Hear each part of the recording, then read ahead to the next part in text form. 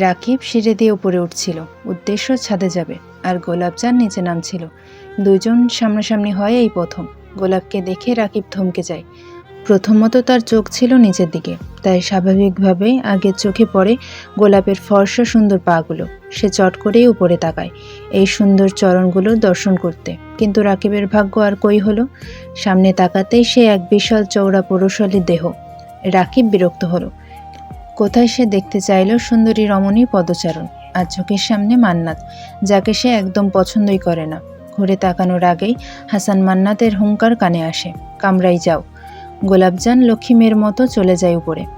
রাকিব মেয়েটাকে পিছন থেকে দেখে। মান্নাত পিছন ফেরে এবার। এখানে কি? মানে তোর কামরা তো নিচে, তুই উপরে কি করছিস? ছাদে যাব। কেন, কোনো সমস্যা? সমস্যা। ছাদের পাশের কামরাই আমার কামরা, সেখানে আমার একটা বউ থাকে, তাই আমি চাই না তুই আর ছাদে যাস। কেন, তোমার বউকে কি আমি খেয়ে ফেলবো নাকি? রাকিবের কথা শুনে মান্নাতের মাথায় রক্ত উঠে যায়। এক ঝটকায় রাকিবের শার্টের কলার খামচে ধরে। শুয়োরের বাচ্চা, তোর সাহস কত? হ্যাঁ, জানের ভয় নেই? আমার মঞ্জিলে দাঁড়িয়েই আমার জান্নাতকে নিয়ে এমন কথা বলিস? জান্নাত মানে? জান্নাত। আর একবারও যেন তোকে এই সিঁড়ির আশেপাশে না দেখি। রাকিব মূলত শহরে থেকে লেখাপড়া করে, বাড়িতে কি হচ্ছে না হচ্ছে এগুলিতে তার তেমন মাথা ব্যথা নেই বললেই চলে। তাই বাড়িতে আসার পর শুধু শুনেছে মান্নাত বিয়ে করেছে, ব্যাস এটুকুই। আর কিছু জানার ইচ্ছে হয়নি। কাকে বিয়ে করেছে এটাও কাউকে জিজ্ঞেস করেনি। কিন্তু এখন এই কথা শুনে মাথায় বাজ ভেঙে পড়ার অবস্থা। মান্নাত কামরায় ফিরে আসে, দেখে গোলাপ বিছানায় বসে জানালায় চোখ রেখে কি যেন দেখছে। হঠাৎ মান্নাতকে দরজায় দাঁড়ানো দেখে প্রশ্ন করে বসে, তখন এমন করলেন কেন? এমনি। আমি কি শুধু ঘরেই বসে থাকবো? না তো কি করব? যখন যা ইচ্ছা করো। তো এখন কি দোষ করেছি? কিছুই না। আলমারি থেকে কিছু কাগজ বের করতে করতে বলল মান্নাত, আমি রান্নাঘরে যাব। ওখানে তোমার কোনো কাজ নেই। আছে, আমি বাড়ির সকলের সাথে পরিচিত হতে চাই। তোমার সম্পর্ক শুধু আমার সাথে, আর কারোর সাথে পরিচয় বাড়ানোর প্রয়োজন নেই। আমাকে দেখো, আমাকে চেনো, আমাকে বলো কি বলতে চাও। গোলাপ এবার রেগে গেল। সেই লোকটাকে কোনোভাবে বুঝতে পারছে না। সারাক্ষণ শুধু এখানে যাবে না, ওখানে যাবে না, এটা করবে না, ওটা ধরবে না। উফ, কি বিরক্ত। আসবো? মান্নাত আলমারি থেকে চোখ সরিয়ে তাকাই কামরার দরজায়, দেখে পরিবিপি আর আঞ্জুমান দাঁড়িয়ে আছে।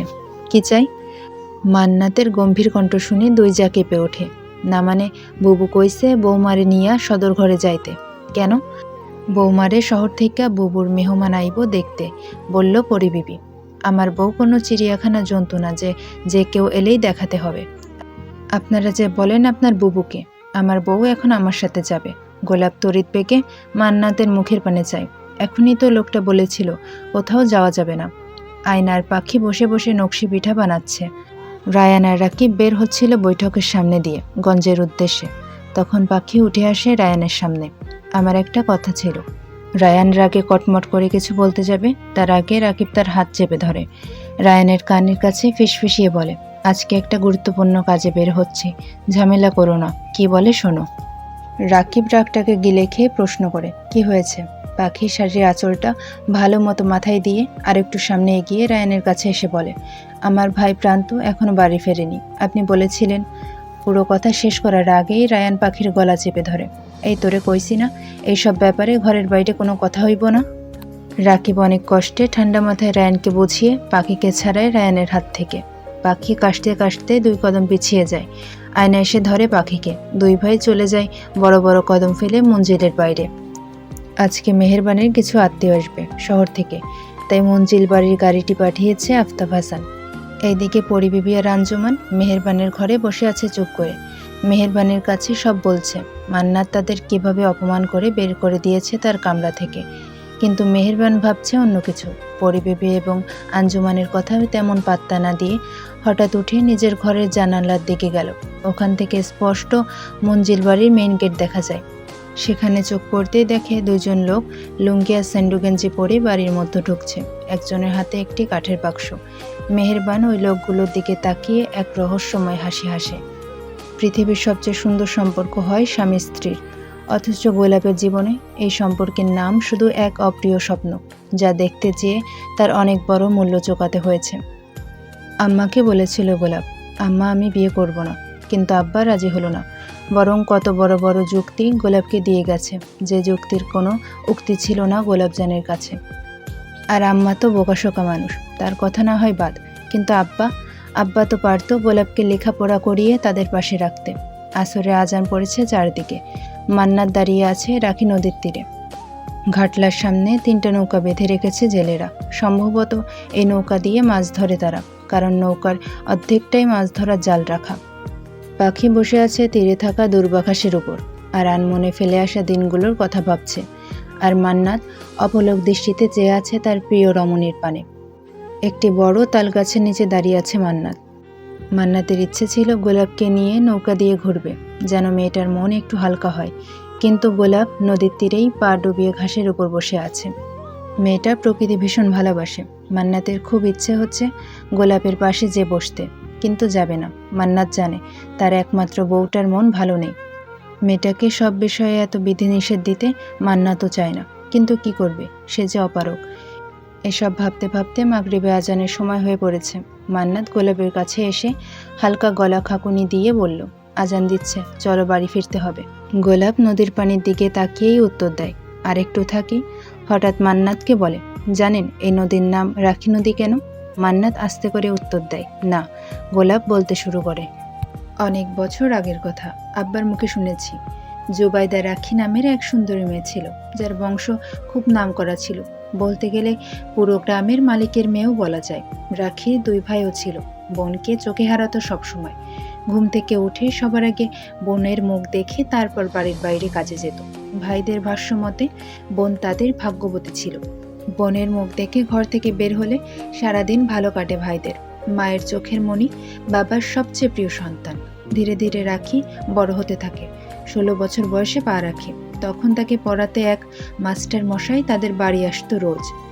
একদিন মাস্টার মশাই আসছে না দেখে রাখি বাড়ির বাইরে যায়। সেই যাওয়াই ছিল রাখির জীবনে মোড় ঘোরানোর পালা। বাড়ির সামনে যেতেই এক মহিষ তার দিকে তেড়ে আসে। রাখি ছিল খুব সাহসী মেয়ে। সে দৌড়ানোর বদলে নিজে স্থির হয়ে দাঁড়িয়ে পড়ে, কারণ মেয়েটার চোখে এক অন্যরকম মায়া কাজ করে। সে জানে চাইলেই সে মহিষটাকে কাবু করতে পারবে, কিন্তু বিপত্তি ঘটে যখন তার চোখ পড়ে নিজের পরনে লাল সালোয়ার কামিজটির দিকে। তখন বুঝতে পারল মহিষটি তার পিছনে তেড়ে আসছে কেন। এখন পালানো ছাড়া উপায় নেই।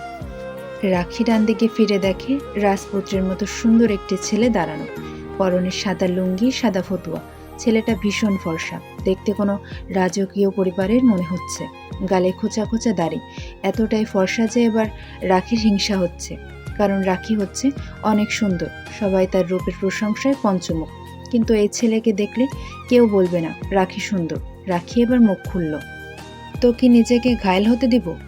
এই বলতে বলতে মহিষটি রাখির একদম পিছনে চলে আসে। রাখি বুঝতে পারে যে তার পিছনেই মহিষটির অবস্থান। ভয়ে পিছন না ফিরে জামার নিচের অংশ চেপে ধরে আর মনে মনে আল্লাহকে ডাকে। এইদিকে সেই ছেলে চোখের ইশারায় মহিষটি মেয়েটার পিছনে এসে থেমে যায়। আস্তে করে ছেলেটার পিছনে এসে দাঁড়ায়, চোখ বন্ধ করে রাখি। আর ছেলেটা মেয়েটার এমন অবস্থা দেখে মুচকি মুচকি হাসে। ভয় নেই, চোখ খুলুন, আমি আছি। মেয়েটা পিটপিট করে তাকায় আর দেখে লুঙ্গি পরা ছেলেটা মুখ চেপে ধরে হাসছে। রাখির ভীষণ রাগ হয়। বাড়ি যেয়ে 2 ভাইয়ের কাছে কান্না করে নালিশ করে। তারপর সেই ছেলেকে ধরে আনা হয় এবং বাড়ির উঠানে বিচার বসে। আর রাখি বাড়ির ভিতর থেকে ওড়না দিয়ে মুখ বেঁধে দাঁড়িয়ে দেখে বিচার সভা। ঠিক তখন মেয়েটার বাবা ছেলেটার নাম জিজ্ঞেস করে, এই ছেলে, নাম কি তোমার? রাখাল। আমি মহিষ চড়াই এই গ্রামে। আর কোনো নাম নেই? না, আমার বাবা মা নেই। আমার নাম কি এটাও আমি জানি না। মহিষ চড়াই, তাই সবাই আমাকে রাখাল নামেই ডাকে। বাপ মা নেই কথাটা কানে বাজে রাখির, খুব করে বাঁধে। একটা এতিম ছেলে, যার আগে পিছে কেউ নেই। হঠাৎ রাখির মনে হলো ছেলেটার নামে বিচার দিয়ে ভুল করিনি তো?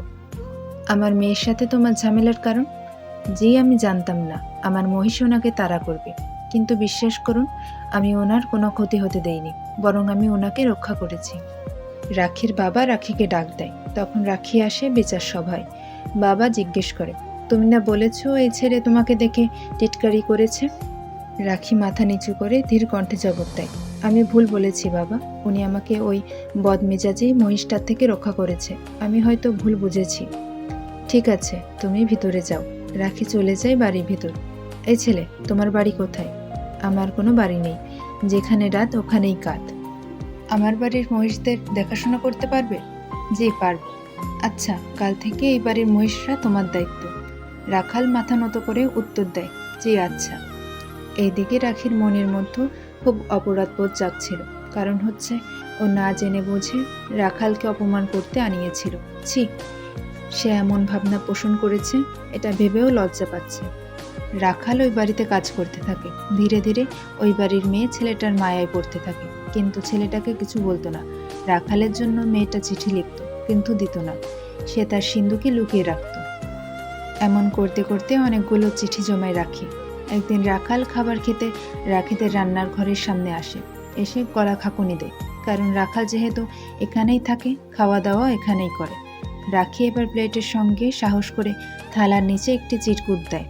ওখানে লেখা, নদীর পাড়ে আসুন। ব্যাস এটুকুই। রাখাল মাত্র 8 পর্যন্ত পড়েছে। যেই বাড়িতে মহিষ চড়াতো সেই মালিক চেয়েছে রাখাল পড়ুক, তাই ওকে যতটুকু সময় অবসর পেয়েছে পড়িয়েছে। আর তাই রাখাল চিঠিটা পড়তে পেরেছে। কিন্তু রাখাল ভয় পাচ্ছে, নদীর পাড়ে গেলে এই মেয়ে আবার কি বলবে। আল্লাহ জানেন আবার কোন ফ্যাসাদে পড়ে। এই ভাবতে ভাবতে খাবার শেষ করলো রাখাল। একটি গোলাপি রঙের সালোয়ার কামিজ পরে মাথায় ঘোমটা দিয়ে পরিপাটি হয়ে নদীর তীর ঘেঁষে বসে আছে রাখি। রাখাল দূর থেকে দেখে যাচ্ছে, কিন্তু সামনে আসছে না, কারণ রাখাল নিজেও জানে মেয়েটাকে তার ভালো লাগে। কিন্তু তখনই মনে পড়ে গেল বামুন হয়ে চাঁদে হাত বাড়ানোর ব্যাপারটা। ধুর, কী সব চিন্তা মাথায় আনছি, এই বলে রাখাল পা বাড়ায় নদীর তীরে।